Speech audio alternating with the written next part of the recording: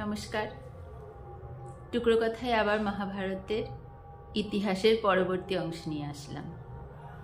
গতদিন বলেছিলাম কুন্তির সঙ্গে মহারাজ পাণ্ডুর বিয়ে হয়েছে। কুন্তির সঙ্গে বিয়ে হওয়ার বেশ কিছুদিন পর মহারাজ পাণ্ডু দিগ্বিজয়ে বেরোন। দিগ্বিজয় মানে বিভিন্ন রাজ্যের সঙ্গে যুদ্ধ করে বা কোনো কোনো রাজ্যের সঙ্গে মৈত্রী স্থাপন করে নিজের রাজ্যের আয়তন বাড়ানো। এইরকমই মদ্র রাজ্যের ওপর দিয়ে যাওয়ার সময় মদ্র রাজ্যের রাজা ঋতায়নের কন্যা মাদ্রীর সঙ্গে পাণ্ডুর বিয়ে হয়। মাদ্রী একেবারেই একটু কম বয়স্ক, খুব বাচ্চা বাচ্চা স্বভাব এরকম। আর তার ভাই শল্য, মাদ্রীর ভাই শল্য। পরবর্তীকালে কুরুক্ষেত্র যুদ্ধে এই শল্য রাজাই কৌরবদের হয়ে যুদ্ধ করেছিলেন আর কি, সে পরে আবার আলোচনা করব। যাই হোক, মাদ্রীর সঙ্গে পাণ্ডুর বিয়ে হয়। মাদ্রীকে নিয়ে পাণ্ডু রাজ্যে ফিরে আসেন। কুন্তী তখন নববধূই। এবার আরেকজন রানী এসেছে, কিন্তু কুন্তী তাকে একেবারেই নিজের ছোট বোনের মতো করে আপন করে নেয়। এই আগের দিনও বলছিলাম, কুন্তী ছোট থেকেই ভীষণ পরিবারে এক একজন হয় না, খুব বোঝে যে কোনো সিচুয়েশনে কিভাবে রিয়াক্ট করতে হবে, হঠাৎ করেই রিয়াক্ট করে ফেলে না, ধীর স্থির বুঝে চলার মতোই কুন্তী এরকম। তাই মাদ্রীকে যখন নিয়ে আসে পাণ্ডু, মনে তার যাই হোক না কেন দুঃখ কষ্ট, মাদ্রীকে নিজের ছোট বোনের মতনই করে নেয়। এবার তারা পাণ্ডু তার দুই স্ত্রীকে নিয়ে বনে ভ্রমণ করতে যায়, শিকারে যায়। শিকারে গিয়ে হরিণ শিকার করবে বলে পাণ্ডু গিয়েছে। দূর থেকে আওয়াজ পেয়ে হরিণ ভেবে পাণ্ডু তীর চালায়, কিন্তু দুর্ভাগ্যবশত সেটা কোনো হরিণ শাবক ছিল না, ছিলেন এক ঋষি, কিন্দম। সেই কিন্দম ঋষি তার স্ত্রীর সঙ্গে মিলনরত অবস্থায় জঙ্গলে ছিলেন। সেই অবস্থায় পাণ্ডুর তীর বিদ্ধ হয়ে তারা দুজনেই আর কি এই মরমর এরকম অবস্থায়, যখন পাণ্ডু দৌড়ে গিয়েছে, মানুষের আওয়াজ পেয়ে দৌড়ে গিয়েছে, কি করে ফেললাম আমি, গিয়ে দেখছেন তো এরকম কিন্দম ঋষি আর তার স্ত্রী। পাণ্ডু করজোড়ে তাদের কাছে ক্ষমা চায়, আমি তো বুঝতে পারিনি, হরিণ শাবক ভেবেছি। কিন্তু ঋষি খুব রেগে গিয়ে বলে যে আমরা এরকম সন্তানের আশায় মিলনরত অবস্থায় আমাদের এইরকম তুমি হত্যা করেছ, এখন আমি তোমাকে অভিশাপ দিচ্ছি, যে কোনো নারীর সঙ্গে তুমি যদি দৈহিক সম্পর্ক করার চেষ্টা করো, স্থাপন করো, তৎক্ষণাৎ তোমার মৃত্যু হবে। এবার এই অভিশাপটা দিয়েইছে পাণ্ডু। তারপরে সেই ঋষি আর তার স্ত্রী মারা যায়। পাণ্ডু ফিরে আসে, ফিরে এসে তার দুই স্ত্রীকে বলে যে এরকম একটা ঘটনা ঘটে গিয়েছে। তখন তারা দুইজন মিলে, কুন্তী সাজেশন করে আর মাদ্রী তাতে সায় দেয়। প্রথমে তো রাজি হয় না, কিন্তু সায় দেয় যে ঠিক আছে, আমরা কোনো সন্তানাদি নেব না, তাহলে রাজাও মরবে না। বাড়িতে এসে এই কথা বললে সকলে তো শুনে অবাকই, কি অবস্থা। কিন্তু পাণ্ডু বলে যে আমার যদি সন্তান না হয় তাহলে তো রাজবংশ আর পরবর্তী জেনারেশন পাবে না, তাই আমি রাজত্ব ত্যাগ করছি, আমি আর রাজা থাকার যোগ্যই নই। রাজার তো এটাও একটা ডিউটি যে পরের রাজাকে জন্ম দিয়ে যাওয়া। আমি যেহেতু পারবো না, তাই আমি নিজের রাজত্ব ত্যাগ করছি। ভীষ্ম, বিদুর তাকে বোঝায়, কিন্তু পাণ্ডু কিছুই শোনে না। বিদুর তখন দেশের প্রধানমন্ত্রী আর কি। তাহলে সবাই মিলে ঠিক করা হলো, তাহলে কি করা যায়? এখন উপায় একমাত্র ধৃতরাষ্ট্র, তাকেই রাজা হতে হবে। সে অন্ধ হোক যাই হোক, পরবর্তী জেনারেশনের যতদিন না নতুন রাজা হয় ততদিন সিংহাসনে ধৃতরাষ্ট্র থাকবে, আর তাকে সাহায্য করার জন্য সেই ভীষ্ম। সেই সমস্ত রাজ্যের দায়ভার যা কিছু ভীষ্মের উপরে এসে পড়ল। কিন্তু এর মধ্যে এই ধৃতরাষ্ট্র আর পাণ্ডুর মতোই এতদিনে বিদুর বড় হয়ে গিয়েছে। তিনি কিন্তু একদম বিচক্ষণ একজন মানুষ, খুব ভালো একজন মন্ত্রী আর কি, তাকেই প্রধানমন্ত্রী করা হয়েছে দেশের।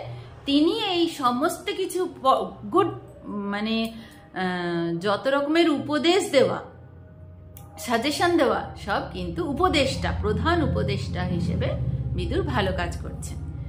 আর পাণ্ডু যেহেতু তার হাতে ব্রহ্মহত্যা হয়েছে, তাই প্রায়শ্চিত্ত করবেন বলে শুধু যে রাজত্ব ত্যাগ করেছেন তাই না, রাজ ঐশ্বর্য সমস্ত কিছু ছেড়ে এবার বনবাসে চলে যাচ্ছেন।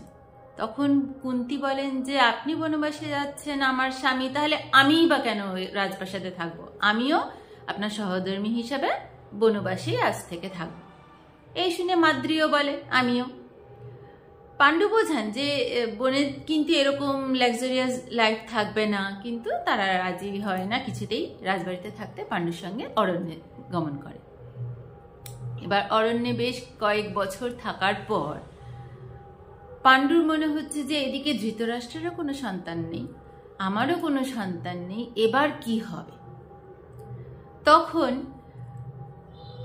খুব টেনশন করছে যে আমাদের এক ভাইয়েরও সন্তান নেই, তাহলে রাজা কে হবে পরবর্তী এত বড় রাজ্যের? তখন কুন্তী অনেক মনে সংশয় নিয়ে ভাবলেন যে আমার যে বিবাহ পূর্ববর্তী সন্তান রয়েছে তার কথা মহারাজকে বলব। এবার এরকম একটা কথা বলতে গিয়ে কত মানে ভিতরে ঝড় ওঠে পাণ্ডুকে। যা হোক খুব মাথা ঠান্ডা রেখে বুঝিয়ে বলার চেষ্টা করেন যে আমার এরকম একবার ঋষি দুর্বাসা একটা বর দিয়েছিলেন যে এমন একটা মন্ত্র, যেই মন্ত্র বলে আমি যে কোনো ঈশ্বরকে আহ্বান করে তার থেকে সন্তান পেতে পারি। এইটুকুনি বলা মাত্রই পাণ্ডু এত খুশি হন, আর বাকিটা কিছু শোনেনি না। বলে তাহলে তো সমস্ত প্রবলেমের সলিউশন হয়েই গেল, তুমি দেবতাদের আহ্বান করো, আর যেরকম ক্ষমতাশালী দেবতা তাদের সন্তানরা তো সেরকমই ক্ষমতাশালী হবে, তাহলে আমার সেরকমই সন্তান, আমার কোনো আপত্তি নেই। এবারে এইখানে আরেকবার নিয়োগ প্রথায় সন্তান পাওয়ার কথা পাণ্ডু বলছে। নিয়োগ প্রথায় বলেছিলাম যে শুধুমাত্র সন্তান উৎপাদনের জন্যই প্রয়োগ করা যায় কোনো শ্রেষ্ঠ পুরুষের মাধ্যমে, যদি না স্বামী নিজে, রাজা নিজে সন্তান জন্ম দিতে অক্ষম হয়, অথবা যদি স্বামী মারা যায়। এবার পাণ্ডু সন্তান জন্ম দিতে পারবেন না, তার জন্য বলছেন যে তুমি কোনো ঈশ্বরদেরকে আহ্বান করে সন্তান নাও।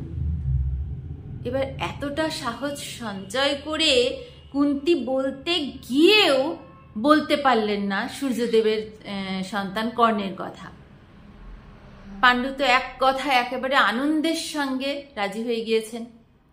তখন বললেন যে আমি চাই আমার সন্তান এমন ধর্মপরায়ণ হবে, দেশের সমস্ত দিক, সমস্ত ন্যায় অন্যায় বিচার করে চলবে, যাতে তার এতটুকু ধর্ম বিষয়ে সংশয় না হয়। তাই স্বয়ং ধর্মরাজকে আহ্বান করো, আমার ধর্মরাজের থেকেই সন্তান চাই।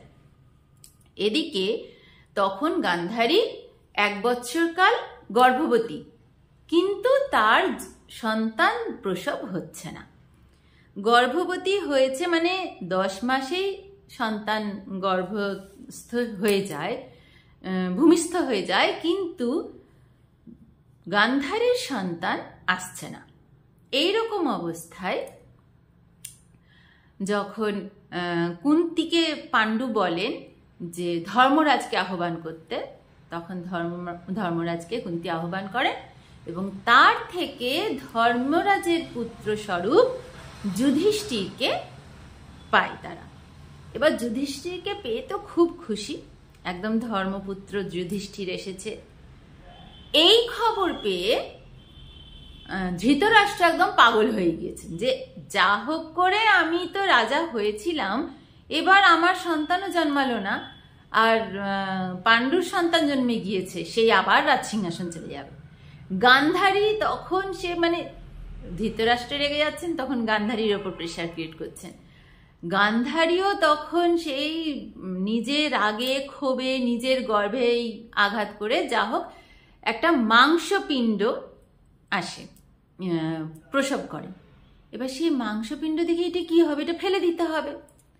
তখন সেখানে ব্যাসদেব আসেন, এসে বলেন যে না, এটা ফেলো না, এটাকেই আমরা ভালো আলাদা আলাদা ভাগ করে 100টা মাটির হাঁড়ি, তার মধ্যে ওইটার 101টা আসলে 101টা মাটির হাঁড়ির মধ্যে 101 টুকরো ওই মাংসের পিণ্ডের টুকরোগুলো দিয়ে, ঘি দিয়ে আর বিভিন্ন জড়িবুটি দিয়ে পুরো মুখ সিল করে উল্টো করে রেখে দেওয়া হয়। এটা অনেকটা এই আমাদের এখন টেস্ট টিউব বেবি যেরকম সেরকম টাইপের আর কি, গর্ভের বীজকে নিয়ে টেস্ট টিউবে রেখে বাচ্চা তৈরি করা আর কি, সেরকম টাইপের। যাই হোক, তখন হয়তো কোনো প্রসেস ছিল, মানে অনেক রকমের ডিটেলসে গিয়েও সম্পূর্ণটা এখানে বলা নেই যে কি কি জড়িবুটি দেওয়া হয়েছে বা কিছু, কিন্তু ঘি দেওয়া হয়েছে, বেশ কিছু জড়িবুটির নামও বলা রয়েছে। এরকম দিয়ে মাটির কলসি মতো কিছু পাত্রতে করে 101টা ভাগ করে রাখা হয়। এর থেকে প্রত্যেকটার থেকেই মানে গান্ধারীর ইচ্ছা ছিল একটা কন্যা সন্তান হবে আর কি, এইরকম। তা 100টা পুত্র জন্মায় আর একটা কন্যা জন্মায়, 101টা সন্তান। যখন প্রথম ওই কুম্ভ ফেটে প্রথম সন্তান জন্মাচ্ছে, যে কিনা ধৃতরাষ্ট্রের সব থেকে বড় পুত্র দুর্যোধন হচ্ছে, তখন চারিদিকে বিভিন্ন অশুভ নক্ষত্র, মানে অশুভ সময় শুরু হয়েছে। তখন যখন কুম্ভে রাখা হয়েছিল তখন শুভ সময় ছিল, কিন্তু যখন প্রথম ফেটে একটা কুম্ভ ফেটে একটা নতুন প্রাণ বেরিয়ে আসছে, জন্ম হচ্ছে, সেও প্রায় 1 বছর পর, কুম্ভে ওই অবস্থায় 1 বছর রেখে দেওয়ার পর তখন কিন্তু অশুভ সময়। তো বিদুর এসে বিভিন্ন জ্যোতির্বিজ্ঞান, জ্যোতিষ বিজ্ঞান এগুলো আলোচনা করে বিদুর এসে মহারাজকে বলছেন, ধৃতরাষ্ট্রকে, যে এমন সময় এই সন্তান জন্মেছে, এই সন্তানের জন্য কিন্তু এই আমাদের হস্তিনাপুরের বড় ক্ষতি সাধন হবে, পুরো ভারতবর্ষের বড় ক্ষতি হতে পারে, এরকম এই সন্তানকে আপনার ত্যাগ করা উচিত। কিন্তু ধৃতরাষ্ট্র এটা কিছুতেই, মানে তার প্রথম সন্তান কি করে তাকে ত্যাগ করবে, তোমার ওইসব জ্যোতিষ শাস্ত্র ভুল বলে তাকে তাড়িয়ে দিচ্ছে। যাই হোক, একটা একটা করে কুম্ভ ফাটে, একটা একটা করে বাচ্চা একই সঙ্গে যে সবাই বেরিয়েছে তা না, একটা একটা করে যে এরকম যেটা ম্যাচিওর হচ্ছে সেইভাবে এসেছে। এর মধ্যে আবার পাণ্ডু ওদিকে অরণ্যে একটা সন্তান তো হয়েই গিয়েছে। কুন্তিকে বলছেন যে ধর্মরাজ তো পেয়েছি, অনেক ক্ষমতাশালী থাকবে একজন পবনদেবের মতো, তাহলে পবনদেবকে একবার আহ্বান করো, তার থেকে আমরা একটা সন্তান নেব। কুন্তি আবার আহ্বান করেন, আবার পবনপুত্র হয় তাদের ভীম। ভীমকে পেয়ে খুব খুশি। তাতেও পাণ্ডুর হয় না যে একজন ধর্মরাজ হবে, এত ধার্মিক একজন পুরুষ, সে রাজা হবে, তার তো সাহায্যে আরো কয়েকটা ভাই দরকার। তুমি এবার ইন্দ্রদেবকে স্মরণ করো, ইন্দ্রদেবের আশীর্বাদে তার পুত্র হবে যে শ্রেষ্ঠ ধনুর্ধর হবে। এরকম কুন্তি এবার ইন্দ্রদেবের শরণাপন্ন হন এবং ইন্দ্রদেব এসে তাকে একটা পুত্র দেন, সে হয় অর্জুন, তৃতীয় পুত্র। পাণ্ডুর পুত্রদের পাণ্ডব বলেই ডাকা হয়, তৃতীয় পাণ্ডব হচ্ছে অর্জুন। এরপর মহারাজের মানে পাণ্ডুর আরো সন্তানের ইচ্ছা। তখন কুন্তি বলেন যে এই প্রয়োগ আমি বারবার করতে পারি না, নিয়োগ পদ্ধতি একটা রেস্ট্রিকশন রয়েছে, 3বারের বেশি করা যাবে না। এদিকে মাদ্রি ভাবছে যে কুন্তির তো একের পর এক সন্তান হয়েছে, তাহলে কুন্তিকেই বেশি আদর যত্ন করবে, বেশি ভ্যালু পাবে। 3-3টে সন্তান, আমার তো একটাও সন্তান নেই, এদিকে মহারাজের থেকে সন্তানও পাবো না।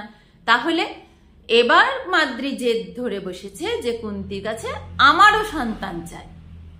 তখন তোমার সন্তান চাই বলছে, আমার জন্য তুমি মন্ত্র প্রয়োগ করো আমার হয়ে, আর আমার জন্য কোনো একজন ঈশ্বরকে আহ্বান করে আমি সন্তান চাই। আমিও মা হতে চাই। কুন্তী কি করবে? মাদ্রির জেদের কাছে পাণ্ডুও বলে হ্যাঁ হ্যাঁ তাই করো।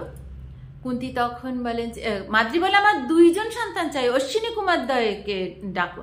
তাহলে 2জন অশ্বিনী কুমারদ্বয় মানে সূর্যের 2 পুত্র, ভগবানদের স্বর্গের কবিরাজ বা ডক্টর বলা হয় যাদেরকে, অশ্বিনী কুমারদ্বয়কে আহ্বান করে কুন্তী, এবং তাদের থেকে 2টি সন্তান হয় মাদ্রির, নকুল ও সহদেব। এই 5জন সন্তান নিয়ে মাদ্রি কুন্তীর সঙ্গে পাণ্ডু অরণ্যেই থাকেন। আর ধৃতরাষ্ট্রের ততদিনে 101টা সন্তান হয়ে গিয়েছে, সমস্ত কুম্ভ বেটে, তারাও রাজবাড়িতেই রয়েছে। বেশ কয়েক বছর পর মাদ্রি এবং পাণ্ডু কোনো এক দুর্বল মুহূর্তে তারা একে অপরের কাছে আসলে হঠাৎ করে পাণ্ডুর মনে পড়ে তার অভিশাপের কথা, এবং পাণ্ডুর ওইখানেই মৃত্যু হয়। এই আকস্মিক একটা ঘটনায় কুন্তী এবং তার সন্তানদের মাথায় তো আকাশ ভেঙে পড়েছে, অরণ্যে রয়েছে, সব রাজবাড়ি ছেড়ে, রাজ পোশাক ছেড়ে, এবার হঠাৎ করে তাদের বাচ্চাদের পিতা মারা গিয়েছে, এখন কি করে? মাদ্রি তখন বলেন যে আমার দোষেই, আমার ভুলেই আমার স্বামীর এরকম অবস্থা হয়েছে, তাই আমি সহমরণে যাব। আমাদের ভারতবর্ষের ইতিহাসের একটা খুব কলঙ্কিত অংশ আমি আগে একদিন আলোচনা করেছিলাম বা লিখেছিলাম, হয়তো মনে নেই, যে সতীদাহ প্রথা। সতীদাহ প্রথা আমাদের প্রাচীন যুগ থেকে ছিল না কোনোদিনই, বা বৈদিক যুগেও এর কোনো উল্লেখ পাওয়া যায়নি। মধ্যযুগে ওই কিছু কিছু জায়গায় 1টা 2টো খুব বিচ্ছিন্ন এরকম ঘটনা পেলেও বেশ আধুনিক ইতিহাসে আর কি, আধুনিক যুগে তখন আমাদের বিশেষ করে এই পূর্ব ভারতের বেশ কিছু অঞ্চলে উচ্চ বর্ণের, মানে বিশেষ করে ব্রাহ্মণদের মধ্যে সতীদাহ প্রথাটা দেখা যায়, যেটা রাজা রামমোহন রায় প্রোটেস্ট করেন এবং পরবর্তীকালে লর্ড হেস্টিংসের সেটা বন্ধ করা হয় আর কি, সতীদাহ প্রথা। কিন্তু এর পূর্বে রামায়ণ মহাভারতের যুগে বা বৈদিক কোনো ঘটনায় সতীদাহ প্রথার উল্লেখ আমরা পাইনি। একমাত্র শুধুমাত্র এই মহাভারতের মাদ্রি পাণ্ডুর সঙ্গে সহমরণে যান স্বেচ্ছায়। তিনি নিজের দোষে তার স্বামী মারা গিয়েছেন এই ভেবে এখানে মাদ্রি নিজের স্বেচ্ছায় সহমরণে যান। কুন্তী বাধা দেন, বলেন যে তোমার যদি ওরকমই মনে হচ্ছে তাহলে আমি যাচ্ছি। কিন্তু মাদ্রি বলেন যে না, 1 নম্বর তো আমার দোষে আমার স্বামী এরকম হয়েছে, আর দ্বিতীয়ত আমি জানি যে তোমার মতো আমি কখনোই সমান চোখে সমস্ত সন্তানকে ভালোবাসতে পারবো না। আমি নিশ্চিন্ত, আমি যদি না থাকি তাহলে আমার সন্তানরা ঠিক মাতৃস্নেহে যেই রকম মানুষ হওয়ার কথা সেরকমই পাবে, কিন্তু তুমি যদি না থাকো তাহলে কিন্তু তোমার সন্তানরা আমার থেকে ওই একদম একই রকম ভালোবাসা নাও পেতে পারে, এটা আমি জানি। মানে কত বড় সার্টিফিকেট! একজন সতীন, সে যেরকমই তার মনে জেলাস থাক যাই থাক, সে জানে যে আমার যে বড় দিদির সমান সতীন, যে সে এতটাই নিউট্রাল, এরকমই সে মানুষ, সকলকে সমান ভালোবাসা দেন। নিজের সন্তান থাকলেও আমার সন্তানদের বেশি ভালোবাসবেন, বেশি আগলে রাখবেন। আর এই কথাটা কিন্তু মাদ্রির একেবারেই ভুল ছিল না কুন্তী সম্পর্কে, কারণ কুন্তী সারা জীবন নিজের 3 সন্তানের থেকেও মাদ্রির 2 সন্তান নকুল সহদেবকে বেশি আগলে রেখেছেন। সব থেকে বেশি ভালোবাসতেন সহদেব আর নকুলকে। ভীমকে ভালোবাসতেন, নিজের সন্তানদের তো ভালোবাসতেনই, কিন্তু সব থেকে আগে সবকিছুর বিষয়ে সবার আগে খোঁজ করতেন নকুল আর সহদেবের। যাই হোক, এবার 5টি সন্তান নিয়ে কুন্তী অরণ্যে একদম একা। এদিকে হস্তিনাপুরে খবর গিয়েছে পাণ্ডু মারা গিয়েছে, মাদ্রি তার সহমরণে গিয়েছেন। তখন সকলে ঠিক করে যে এইরকম তো রাখা যায় না, পাণ্ডু নয় প্রায়শ্চিত্ত করতে গিয়েছিল অরণ্যে, কিন্তু কুন্তির কি দোষ বা এই 5টা বালকের কি দোষ? তখন তাদেরকে আবার ফিরিয়ে আনা হয় হস্তিনাপুরে, যে এবার থেকে রাজবাড়িতেই থাকবে, সব ছেলে মেয়ে সব একসঙ্গে মানুষ হবে। যখন পাণ্ডুর মৃত্যু হয় তখন অর্জুনের বয়স হয়তো ওই 13-14 এরকম, মানে এত বয়স ডিটেলসে এরকম ভাগ করে করে বলা নেই, তবু এই 13-14 বছর বয়স এইরকম মতোই আর কি, 12-13 বছর বয়স অর্জুনের। তখন পাণ্ডু মারা গিয়েছে, সেই অবস্থায় তাদের সকলকে নিয়ে আসা হলো হস্তিনাপুরে। হস্তিনাপুরে এতদিন একচ্ছত্রভাবে দুর্যোধন তার 100টা ভাই বোনকে নিয়ে দাপিয়ে বেরিয়েছে। এর মাঝে গান্ধারীর ভাই শকুনি বা দাদা শকুনি, সে প্রায়ই হস্তিনাপুরে আসে, থাকে, যায়, এরকম আসা যাওয়া করে, নিজের ভাগ্নেকেও খুব ভালোবাসে। এবারে হঠাৎ করে পাণ্ডবদের আগমনে শকুনিরও মনে হয় যে এরা এসে সবকিছুতে ভাগ বসাবে, আমার ভাগনাগুলো বঞ্চিত হবে। আর সব থেকে বেশি ঈর্ষা, জ্বালা, রাগ হয় দুর্যোধনের। সে পাণ্ডবদের সহ্যই করতে পারে না। এতদিন তো বেশ ভালো ছিলাম, আমি রাজা রাজা এরকম একটা ভাব, রাজার ছেলে। হঠাৎ যেই পাণ্ডবরা এসেছে, সকলে বলছে যে পাণ্ডু এত ভালো রাজা ছিল, তার ছেলে এসেছে, আর এ 5 ভাই কি ভালো, একদম শান্ত শিষ্ট, এত অবিডিয়েন্ট, সকলকে সম্মান করা, সে দাসী থেকে শুরু করে ভীষ্ম, কেউ মানে এ ভীষ্ম তাই একে সম্মান করবো, ওকে সম্মান, এরকম কিছু না, সকল গুরুজনকে সম্মান করে সকল ছোটদেরকে ভালোবাসে, মানে যেরকম হওয়া উচিত। আর এই দেখে সকলেই এত ধন্য ধন্য করছে। এতে তো দুর্যোধন আরো রেগে যাচ্ছে, রেগে জ্বলে একদম ছাড়খাড়। এবার তাদের হিংসার গল্প এখান থেকেই শুরু। পরবর্তী গল্প নিয়ে আবার আসবো। ধন্যবাদ।